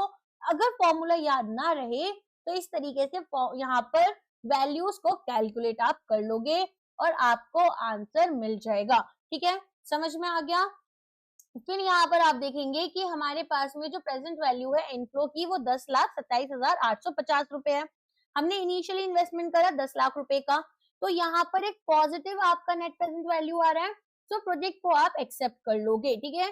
कब एक्सेप्ट करते हैं, अगर नेट प्रेजेंट वैल्यू आपका जीरो या उससे बड़ा है। और नेट प्रेजेंट वैल्यू कैसे निकालेंगे, फ्यूचर में जो भी कैश फ्लोज होने वाले हैं उनका आप यहाँ पर प्रेजेंट वैल्यू निकालते हो, उसको समेशन करते हो माइनस इनिशियल इन्वेस्टमेंट। नेक्स्ट यहाँ पर अनइक्वल कैश फ्लोज दे रखे हैं, तो अनइक्वल कैश फ्लोज में आपको फिर यही वाला जो फैक्टर टेबल है वही यूज करना है, और या फिर आपको पीवीआईएफ टेबल यहाँ पर दे दी जाती है, पीवीआईएफ टेबल आप यूज कर सकते हैं, ठीक है। सो पीवीआईएफ टेबल का मैं आप लोगों को एक एग्जांपल दे देती हूँ। देखो, सबसे पहले ना आपको परसेंटेज पता होना चाहिए। 10% है। अब आप ईयर्स के अकॉर्डिंग जाते हो, ठीक है। तो यहाँ पर तो खैर 13 ईयर्स से दे रखा है आपको, ऐसे 1, second, third, fourth years they रखे होते हैं। यहाँ पर आपको परसेंटेज दे रखे होते हैं, तो 10% मान लो यहाँ पर 14th ईयर निकालना होता आपको, तो 14th ईयर ये वाला है। अब इसमें 10% कहाँ पर है, यहाँ पर है, तो ये वैल्यू के साथ आप डायरेक्टली अपनी जो कैश फ्लो है उनको मल्टीप्लाई कर देते। तो यहाँ पर प्रेजेंट वैल्यू 10% आपका पहले साल में कितना होगा 0.9091 है, तो 1,20,000 को आप डायरेक्टली मल्टीप्लाई कर दोगे। इस तरीके से आप इन टेबल्स में वैल्यूज को पुट करते हो, और अगर टेबल नहीं दी है तो इस फॉर्मूले में वैल्यूज को पुट करोगे, जैसे कि 1,20,000 अपॉन 1 प्लस 0.10, 10% कैपिटल दे रखा है, cost of capital to the power 1, 1,50,000 में टू द पावर 2, देन 1,80,000 में 3, राइट। इस तरीके से आपको ये वैल्यूज को निकालना होता है। इनको सबको आपको समेशन करना है। समेशन कर कर आप देखेंगे इनिशियल इन्वेस्टमेंट कितनी थी, इनिशियल इन्वेस्टमेंट को डिडक्ट कर दोगे, and then you will see कि यहाँ पर कौन सा प्रोजेक्ट है जिसमें आपके पास नेट प्रेजेंट वैल्यू पॉजिटिव है। अगर दो प्रोजेक्ट्स दे रखे होते हैं तो क्या करते हैं, तो देखते हैं किसमें नेट प्रेजेंट वैल्यू ज्यादा है, उसको हम एक्सेप्ट करते हैं। अच्छा, अगर साल्वेज वैल्यू और वर्किंग कैपिटल है तो तब क्या करोगे। अब देखो यहाँ पर हमें क्या क्या दे रखा है, इनिशियल फिक्स्ड एसेट का दे रखा है, इनिशियल वर्किंग कैपिटल दे रखी है, राइट। तो यहाँ पर सबसे पहले तो जो हमारा आउटफ्लो हुआ इनिशियल इन्वेस्टमेंट कितनी होगी, 8 लाख रुपए मेरे लगे यहाँ पर क्या बोलते हैं फिक्स्ड एसेट खरीदने में, और 2 लाख रुपए मेरे लगते हैं आपकी वर्किंग कैपिटल में। यहाँ पर इंस्टॉलेशन वगैरह का कोई कॉस्ट नहीं दे रखा, अदरवाइज उसे भी हम ऐड कर लेते हैं, और ये टोटल हो गया 10 लाख रुपए। अब आपको निकालना है डेप्रिसिएशन। डेप्रिसिएशन कैसे निकलेगा, फिक्स्ड एसेट के ऊपर निकलेगा, राइट। तो यहाँ पर 8 लाख रुपए में से आपके पास में जो साल्वेज वैल्यू है वो 1 लाख रुपए की है, इसको माइनस करोगे, अपॉन यूजफुल लाइफ आपकी 4 साल की है, राइट। तो यहाँ पर 7 लाख अपॉन 4 आपका क्या आ जाएगा, डेप्रिसिएशन आ जाएगा, फाइन। पहले इतना कर लिया। अब डायरेक्टली फॉर्मूला जो हमने देखा था cash flow before tax into 1 minus T, और 1 माइनस टी में टैक्स रेट आपको 30% दे रखा है, तो 1 माइनस टी कितना हो गया 70% हो गया, तो 0.70। और डेप्रिसिएशन आपको कितना दे रखा है इन्होंने, डेप्रिसिएशन यहाँ पर 1,75,000 इंटू टी आपका कितना है 30% है। इसमें आप कैश फ्लो आफ्टर टैक्स निकाल लोगे। जब ये निकाल लिया, इसके बाद present value annual cash flows की आपको निकालनी है। सो present value annual cash flows की निकालने के लिए ये आपके पास में यहाँ पर फॉर्मूला है, राइट। अब आपको मैंने एक फॉर्मूला यहाँ पर बताया था कि आपको या तो याद कर लेना है, वरना फिर आप अलग तरीके से भी निकाल सकते हो। तो ये 1 minus 1 plus r to the power minus upon r, right. तो इस तरीके से आप इस फॉर्मूला में वैल्यूज को डायरेक्टली पुट कर दोगे, तो आपको पीवीआईएफए फैक्टर मिल जाएगा। पीवीआईएफए फैक्टर मिलने के बाद में आप इसको वैल्यूज को पुट कर दोगे। क्लियर है। यहाँ पर इतना करने के बाद में आपको टर्मिनल कैश फ्लोज जो है वो निकालने होते हैं। या तो आप ना पीवीआईएफए फैक्टर टेबल देख लेना, अगर टेबल दे रखी है तो। अब साल्वेज वैल्यू आपको 1 लाख रुपए दे रखी थी, राइट। वर्किंग कैपिटल की जो रिकवरी हुई है इन दी एंड, वो हमें यहाँ पर 2 लाख रुपए की मिलेगी, क्योंकि जितना हमारा इनिशियल वर्किंग कैपिटल है, फाइनल वर्किंग कैपिटल भी 2 लाख रुपए का ही हमें यहाँ पर रिकवर होता है, जो हमने पुराने क्वेश्चन में देखा था। तो टोटल टर्मिनल इनफ्लो हो गया 3 लाख रुपए का। इसको हमने यहाँ पर क्या करा, प्रेजेंट वैल्यू निकाला। अब ये आया 1,90,650। सो पीवी हमारे annual cash flow after tax, PV हमारे terminal inflow minus initial outflow. तो ये सब करने से हमें यहाँ पर एनपीवी मिल जाएगा। अगर एनपीवी नेगेटिव है, we are going to reject this particular project. Okay, समझ में आ गया किस तरीके से इनको सॉल्व करना है। अब ये पूरे के पूरे फॉर्मूला हैं जो कि आपको रिवाइज करने हैं, जो हमने इस पूरे पर्टिकुलर चैप्टर में पढ़े हैं। नेक्स्ट आते हैं internal rate of return. So internal rate of return में हम लेते हैं कि हमारे पास जो कॉस्ट ऑफ कैपिटल है, ठीक है, मैंने एक लोन लिया, लोन लेकर मैंने उस पैसे को इन्वेस्ट करा एक बिजनेस में।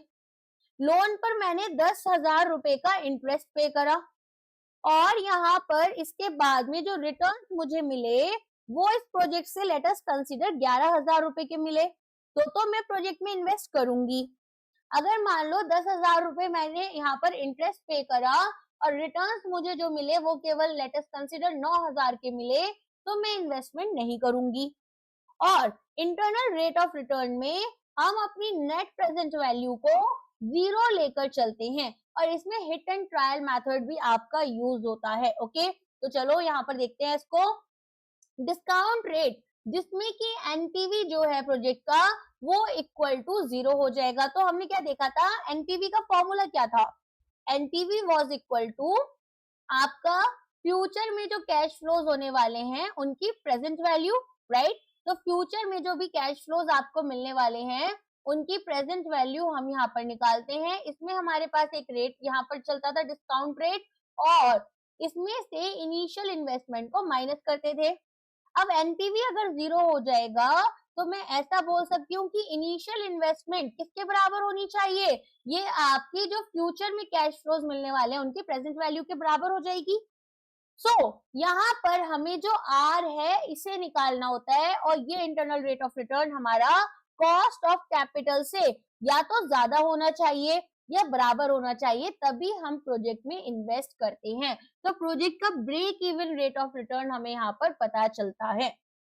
एक इंडिपेंडेंट प्रोजेक्ट हम तभी यहाँ पर एक्सेप्ट करेंगे अगर internal rate of return cost of capital से ज्यादा है या फिर इक्वल है, और म्यूचुअली एक्सक्लूसिव प्रोजेक्ट में जिसमें भी आईआरआर हाईएस्ट है उसको हम एक्सेप्ट करते हैं, प्रोवाइडेड कि वो कॉस्ट ऑफ कैपिटल से ज्यादा है। ठीक है। अब यहाँ पर इसे ट्रायल एंड एरर मेथड से निकाला जाता है, जिसमें कि आपको अलग अलग वैल्यूज जो ऑप्शन में दे रखी हो उनको यूज करना होगा, और तब आप देखेंगे। तो एक एग्जांपल है कि for the project with an initial outlay 1,05,000 का, कैश फ्लो आफ्टर टैक्स 30,000, 40,000, 60,000 के हैं। ठीक है। अब 10% पर नेट प्रेजेंट वैल्यू इतनी है, 11% पर इतनी है। तो अब आपको इंटरनल रेट ऑफ रिटर्न निकालना है। तो आप कैसे निकाल रहे हो, आप यहाँ पर लोअर रेट लेकर चलोगे, हायर रेट लेकर चलोगे, फिर यहाँ पर हायर माइनस लोअर रेट, और इस पूरे फॉर्मूला को आप यूज कर सकते हो। ठीक है। इस तरीके से हमारे पास में इंटरनल रेट ऑफ रिटर्न जो है वो हमें निकालना होता है। अदरवाइज आप क्या करोगे, जो ऑप्शन में वैल्यूज दे रखी हैं उसमें जो मैंने अभी आपको ये कॉन्सेप्ट समझाया, ठीक है, इसमें इन वैल्यूज को पुट कर देख लोगे कि ये इनिशियल इन्वेस्टमेंट के कितने उस पर इक्वल आ रहे हैं, तो आपको आईआरआर मिल जाएगा। अब हो सकता है एक प्रोजेक्ट आपको मल्टीपल आईआरआर दे जहां पर नॉन कन्वेंशनल कैश फ्लोज हैं, तो इनकरेक्ट डिसीजन भी हम ले सकते हैं जब हम यहाँ पर mutually exclusive project different size या ड्यूरेशन के लेकर चल रहे हैं। एक क्वेश्चन है, एक कंपनी है जो कि कंसिडर करती है एक इन्वेस्टमेंट यहाँ पर 8 लाख रुपए का, प्रोजेक्ट आपको 2 लाख रुपए यहाँ पर एनुअली जनरेट करेगा 6 साल के लिए। इंटरनल रेट ऑफ रिटर्न आपको कैलकुलेट करना है और एडवाइस करना है कि क्या प्रोजेक्ट को आपको एक्सेप्ट करना चाहिए या नहीं करना चाहिए, जब प्रोजेक्ट की कैश फ्लो हमें यहाँ पर 12% की मिल रही है। यहाँ पर जो हमारी कॉस्ट ऑफ कैपिटल है वो कितनी है, 12% दे रखी है। तो अब आप क्या करेंगे, सबसे पहले आप यहाँ पर क्लैरिटी लेंगे। ठीक है। आपके पास पीवीआईएफ आईआरआर कितना है, इनिशियल इन्वेस्टमेंट अपॉन एनुअल सीएफएटी। ठीक है। इनिशियल इन्वेस्टमेंट है 8 लाख रुपए की, एनुअल सीएफएटी आपकी कितनी है, 2 लाख रुपए की है। तो यहाँ पर आपको पीवीआईएफ पे आईआरआर एन निकालना होगा। तो ये आपके पास में डायरेक्टली आप मैच कर सकते हो टेबल के साथ में। अदरवाइज जो इंटरपोलेशन फॉर्मूला हमने देखा था उसको आप यूज करेंगे। अगर एनपीवी पॉजिटिव है तो रेट को इंक्रीज कर देना फॉर्मूला में। ठीक है। अगर एनपीवी आपका नेगेटिव आ रहा है तो उसको रेट को कम कर देना। तो नंबर ऑफ इयर्स यहाँ पर PV of inflow is equal to inflow investment initial में जो आपको मिलेगी। पीवीआईएफ आपको निकालना है, तो आपने क्या किया, यहाँ पर इनिशियल इन्वेस्टमेंट अपॉन 2 लाख। अब आपको 12%, 13% इस पर अलग अलग नंबर्स दे रखे हैं, इनको आप यूज कर चेक करेंगे 13 और 12 में कि कौन सा आपका मेथड जो है वो करेक्ट होगा। फाइन। यहाँ पर 12-13%। अब आप ये सब कैसे निकाल रहे हो, आपको देखो यहाँ पर 12% कॉस्ट ऑफ कैपिटल दे रखा है, तो एक बार आपने 13% लेकर देखा, या फिर आप फॉर्मूला यूज कर लेंगे और फॉर्मूला से यहाँ पर वैल्यूज को पुट कर देख लेंगे कि कितना आपका आंसर आना चाहिए। आगे समझ में। यहाँ पर हमारे पास में अज्यूम किया ये जाता है कि जो कैश फ्लोज हैं वो री investment internal rate of return पर होते हैं, तो ये आपके लिए थोड़ा सा अनरियलिस्टिक सिचुएशन बन जाती है। फाइन। अब अगर अनइक्वल कैश फ्लोज है तब हम क्या करेंगे, इक्वल में तो हमने डायरेक्टली फॉर्मूले में वैल्यूज पुट की, अनइक्वल में हम अज्यूम करते हैं अलग अलग यहाँ पर आपके आईआरआर, तो वो जो ऑप्शन में दे रखे हैं उन्हीं को यूज करोगे और फिर यहाँ पर इनको मल्टीप्लाई कर देखोगे कि कब आपके पास एनपीवी जो है, जैसे यहाँ पर ये पॉजिटिव आया, राइट, तो पॉजिटिव आया है तो एक हायर रेट लगाकर देखोगे, अगर नेगेटिव आता तो ये रेट जैसे 15% यहाँ पर लिया है तो इसको कम कर 13% या 14% पर ट्राई करते।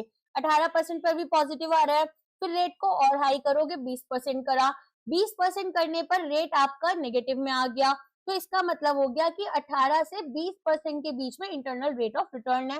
फिर आप इस फॉर्मूले में दोबारा से वैल्यूज को पुट करोगे और आपको आंसर मिल जाएगा। क्लियर है? सो ये आपको यहाँ पर याद करना है कि किस तरीके से इंटरपोलेशन मेथड जो होता है फॉर्मूला वो आपको यूज करना है। इसके बाद में हम modified internal rate of return भी पढ़ेंगे। पहले केवल इतना समझो कि IRR क्या है, एक ऐसा रेट जहां पर नेट प्रेजेंट वैल्यू 0 होती है, तो ये ब्रेक इवन रिटर्न हमें प्रोजेक्ट पर बताते हैं।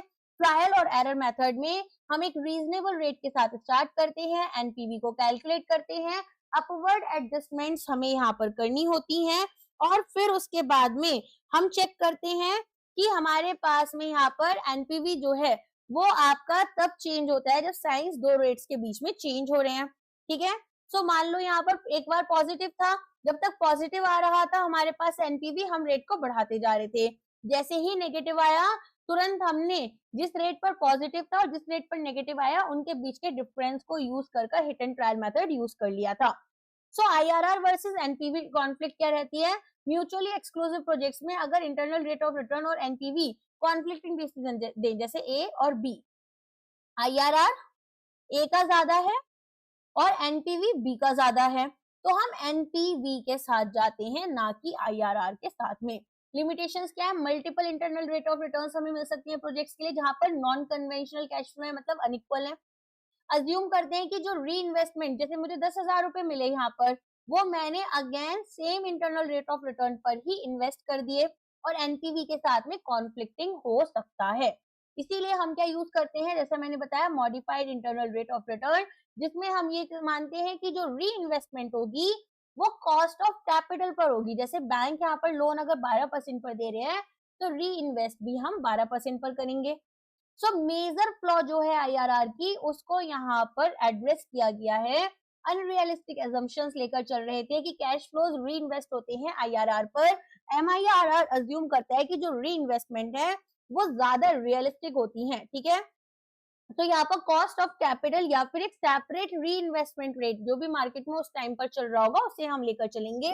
सो फ्यूचर वैल्यू जितने भी पॉजिटिव कैश फ्लोज हैं या इनफ्लोज हैं उनको हम देखते हैं री इन्वेस्टमेंट रेट पर। प्रेजेंट वैल्यू जितने भी आउटफ्लो गए उसके हिसाब से जाते हैं, और MIRR हम यूज करते हैं future value is equal to present value into 1 plus MIRR to the power n। क्या ले रहे थे हम लोग? प्रेजेंट वैल्यू क्या है?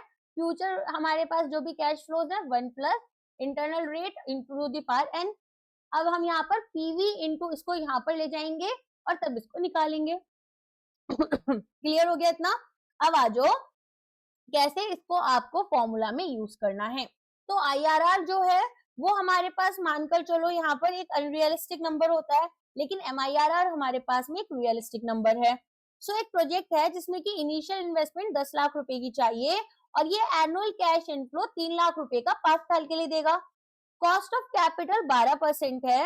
अब आपको यहाँ पर modified internal rate of return calculate करने हैं और इसको इंटरनल रेट ऑफ रिटर्न के साथ कंपेयर करना है। तो initial investment present value outflows की 10 लाख रुपए, annual cash flow after tax 3 lakh रुपए, प्रोजेक्ट लाइफ 5 साल, री इन्वेस्टमेंट रेट 12% और फाइनेंसिंग रेट यहाँ पर अगेन 12%। ठीक है, फाइनेंसिंग क्या है?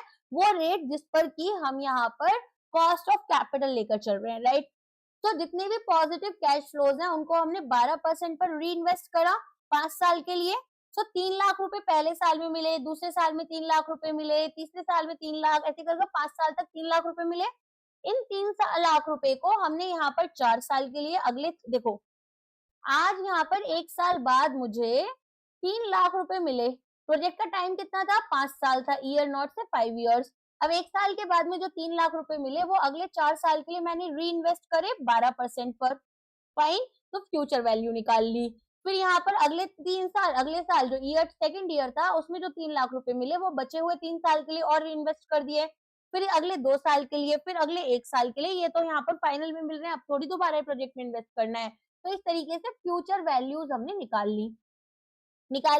निकालने के बाद में अब हमें MIRR फॉर्मूला यूज करना है। Future value positive cash flows की, present value negative cash flow. Negative cash flow क्या था? जो हमने इन्वेस्ट करा है, ठीक है। और यहाँ पर 1/n इसकी पार लेकर चलेंगे। एन क्या है? टाइम आपका, तो 5 साल टाइम था, तो 1/5 हो जाएगा। सीधे सीधे वैल्यूज को पुट करोगे और यहाँ पर आंसर आपको मिल जाएगा। अब आंसर मिलने के बाद में आपको लॉगरिथमिक या फिर अप्रोक्सीमेशन वाला जो पार्ट है वो इसमें यूज करना होता है। सो आप क्या करेंगे? आप यहाँ पर इस तरह से वैल्यूज को पुट करेंगे कैलकुलेटर में और आंसर निकाल लेंगे। थोड़ा सा इसको ना आप नोट से पढ़ लेना और यहाँ पर पेन पेपर से बैठकर सॉल्व करना, तो आपको आंसर मिलेगा। अब आपका MIRR आ गया कितना है, फिर इसको IRR के साथ कंपेयर करेंगे। IRR कैसे निकालना था? Internal rate of return. हमारे पास एनुअल कैश फ्लोज कितने आ रहे हैं और हमारे पास में यहाँ पर इनिशियल इन्वेस्टमेंट कितनी है, तो 3.333 हमारे पास यहाँ पर आंसर है प्रेजेंट वैल्यू के लिए। फिर हम यहाँ पर इसको क्या कर रहे हैं? इंटरनल रेट ऑफ रिटर्न निकाल लेंगे PVIF टेबल के थ्रू। तो ये हमारे पास 15.24 आ जाएगा। अब हम यहाँ पर देखेंगे कि जो MIRR है वो लोअर होता है क्योंकि री इन्वेस्टमेंट हमने 12% पर करी है, ना कि 15.24% पर। ओके, तो आपका आंसर MIRR 13.77% हो गया। अब इसमें ना ये फॉर्मूला बेसिकली याद रखना सिंपली कि आपके पास में अगर यहाँ पर दे रखा है ऑलरेडी कि कितना आपका IRR होना चाहिए, तो कैसे निकालना है IRR? हमने देख लिया कि भाई हमारे पास में फ्यूचर वैल्यूज जो है कैश इनफ्लोज की वो सिंपल है, सेम है, तो हमने यहाँ पर directly face value future value निकाल ली अपनी 12% पर। और फिर MIRR का फॉर्मूला क्या है आपका? MIRR का जो फॉर्मूला हमने अभी पढ़ा था यहाँ पर, future value of positive cash flow and then negative cash inflows का यहाँ पर इस वैल्यू में डायरेक्टली वैल्यूज को पुट कर दो, ठीक है, और फिर आंसर निकाल सकते हो। अगर अनइक्वल कैश फ्लोज है तो क्या करेंगे? फिर यहाँ पर अगेन हमें कॉस्ट ऑफ कैपिटल दे रखी है, टोटल इन्वेस्टमेंट हमारे पास 8 लाख रुपए की हुई है ना। अब यहाँ पर पहले साल में 2 लाख रुपए आए, ईयर टू कंपाउंड हमारे पास में अगेन हमने री इन्वेस्ट करा है 10% पर, तो वो वैल्यू हमने इसके साथ में मल्टीप्लाई कर निकाल लिया 3 लाख रुपए। फिर हमने यहाँ पर 3 साल के लिए इन्वेस्ट करे, 4 लाख हमने 2 साल के लिए, 3 लाख अगेन 1 साल के लिए, और इस तरीके से 2 लाख रुपए हम री इन्वेस्ट तो कर नहीं सकते, वो अमाउंट हमने ऐड कर दिया।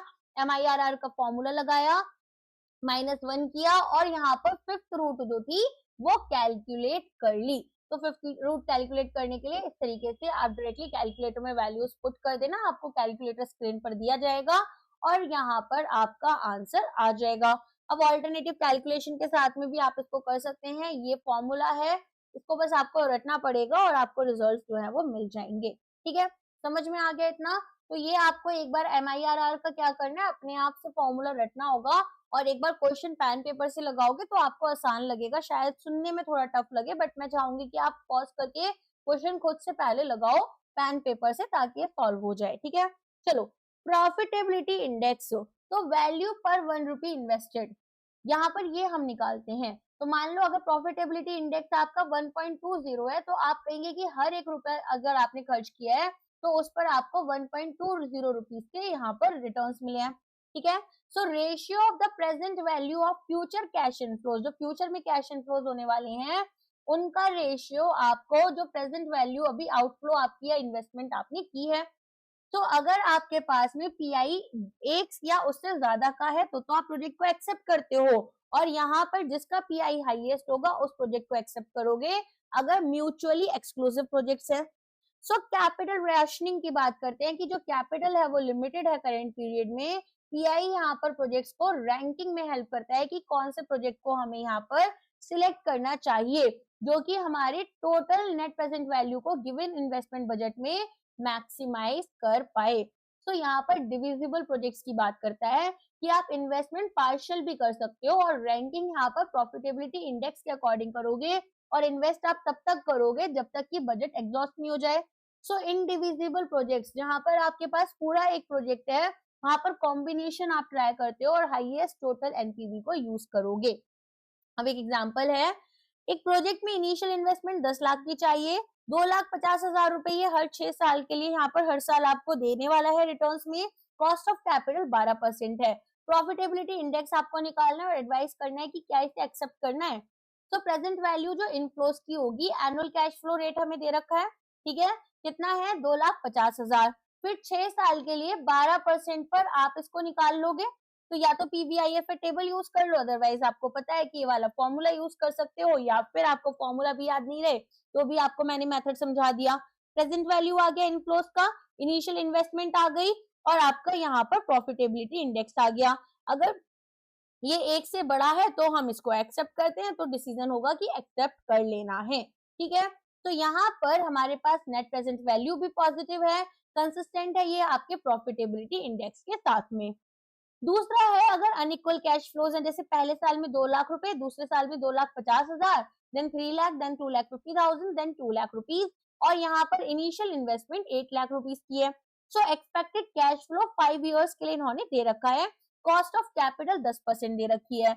अगेन आपको बताया हुआ है कि भाई 2 lakh rupees 1 plus 0.10 to the power 1, then यहाँ पर 1.2 1 प्लस 0.10 टू द पावर 2, है ना, आप इसको डिनोमिनेटर में लेंगे, देन यहाँ पर इस तरीके से वैल्यूज को आप मल्टीप्लाई कर दोगे, तब आ गया ऐड कर दिया।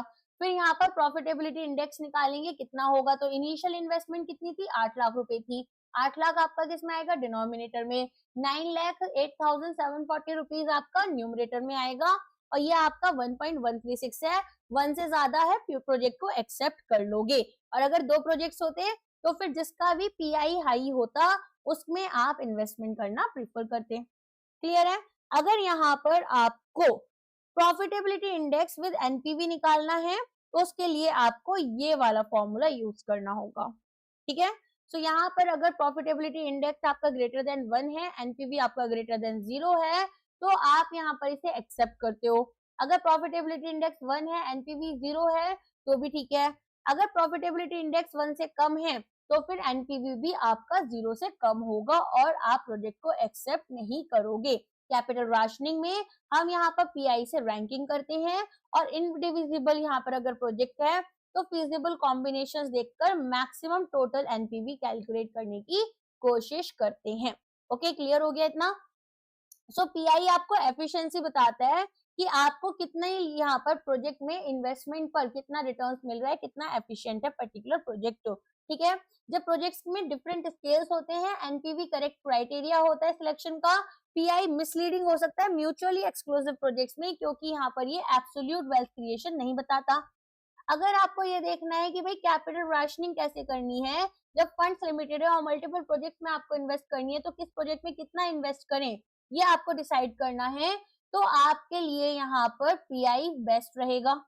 अगर डिविजिबल प्रोजेक्ट्स हैं तो आप फ्रैक्शंस लेते हैं, ऑप्टिमल स्ट्रेटेजी रैंकिंग पीआई के थ्रू करते हैं, और प्रोजेक्ट्स में पोर्शंस लेते हैं जब तक आपका बजट एग्जॉस्ट ना हो जाए। 10 लाख रुपए लगाने हैं, हर प्रोजेक्ट में थोड़ा थोड़ा पैसा तब तक लगाते जाएंगे जब तक 10 लाख रुपए एग्जॉस्ट नहीं हो गए। इंडिविजिबल में हम देखते हैं कि कौन सा ऐसा प्रोजेक्ट है जिसमें कि मैक्सिमम नेट प्रेजेंट वैल्यू हमें मिल सकती है, ठीक है। सो ये आपके लिए क्विक डिसीजन रूल टेबल है। नेक्स्ट आते हैं again a very important concept जिसमें हम पढ़ेंगे अकाउंटिंग रेट ऑफ रिटर्न। तो इसमें हम देखते हैं कि एवरेज प्रॉफिट आफ्टर टैक्स कितना है अपॉन एवरेज इन्वेस्टमेंट हमारी कितनी है। सो एवरेज इन्वेस्टमेंट निकालने के लिए हम इनिशियल इन्वेस्टमेंट में साल्वेज वैल्यू को ऐड कर कर अपॉन 2 करते हैं, और अगर वर्किंग कैपिटल पूरा रिकवर नहीं हुआ तो उसको भी ऐड करते हैं, अदरवाइज नहीं करते। तो ये केवल प्रॉफिट बेस्ड मेथड है, और यहाँ पर एवरेज एनुअल अकाउंटिंग प्रॉफिट हम देखते हैं as a percentage of average investment. तो यहाँ पर अगर ARR आपका प्री डिटर्मिन्ड टारगेट रेट से ज्यादा है तो ही आप इसे एक्सेप्ट करेंगे। फाइन। तो यहाँ पर आप देखेंगे कि आपको केवल प्रॉफिट यूज करना है, कैश यूज नहीं करना। टाइम वैल्यू को आप इग्नोर करते हैं, और ये एक तरीके से लीस्ट रिलायबल मेथड भी माना जाता है। तो रिप्लेसमेंट डिसीजंस एक इंक्रीमेंटल अप्रोच यहाँ पर जब डिसाइड करना है कि क्या हमें रिप्लेस करना है एक एग्जिस्टिंग एसेट को एक नए एसेट के साथ, एक नई मशीन लेकर आनी है, इस वाली को हटाना है, तो यहाँ पर इंक्रीमेंटल कैश फ्लोज के थ्रू कर सकते हैं। तो न्यू मशीन की कॉस्ट, अगर पुरानी मशीन है उसको बेचने के बाद में जो पैसा मिला, और जो टैक्स इफेक्ट है, हो सकता है टैक्स में बेनिफिट मिले, हो सकता है टैक्स पे करना पड़े, तो वो हम यहाँ पर लगाकर देख लेते हैं। एनुअल हमारे पास कैश फ्लो आफ्टर टैक्स में इंक्रीमेंटल रेवेन्यू कितना है, ऑपरेटिंग कॉस्ट को माइनस करते हैं into 1 - t, plus incremental depreciation into T हम लेकर चलते हैं, ठीक है। तो इस तरीके से हमें इसे कैलकुलेट करना होगा। नेक्स्ट आपके पास में कैलकुलेट करोगे आप इंक्रीमेंटल टर्मिनल कैश फ्लो, फिर फाइंड करोगे एनपीवी इंक्रीमेंटल कैश फ्लो का कितना है। तो अगर एनपीवी आपका ग्रेटर देन 0 है, आप रिप्लेस करना बेटर समझेंगे रेदर देन कि आप इस प्रोजेक्ट के साथ में काम करें, ठीक है। तो यहाँ पर आपका एनपीवी अगर लेस देन 0 है तो कंटिन्यूइंग बेटर है। अब आपको यहाँ पर चूज कौन सा करना है, राइट मेथड क्या है, तो इनकी एडवांटेजेस दे रखी है, डिसएडवांटेजेस, तब कौन सा मेथड बेस्ट है वो आपको दे रखा है। तो net present value best method माना जाता है, डिसीजन मेकिंग मेथड है ये, ठीक है। यहाँ पर पे बैक पीरियड जो है उसको हम इसलिए अच्छा नहीं मानते क्योंकि टाइम वैल्यू ऑफ मनी के कॉन्सेप्ट को नहीं लेकर चलता।